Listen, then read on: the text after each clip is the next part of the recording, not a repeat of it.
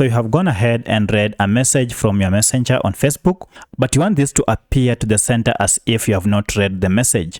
In this tutorial, I'm going to show you how you can just mark your chats as unread on Facebook Messenger. My name is Isaac, and if you find this video helpful, I'll kindly request that you hit the like button and subscribe to this channel to support me.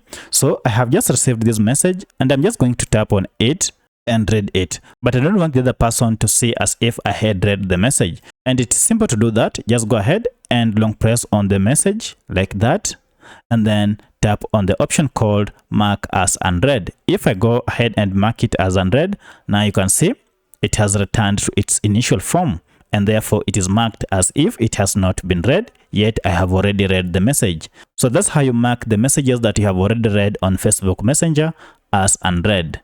If you have any other question, kindly let me know in the comment section.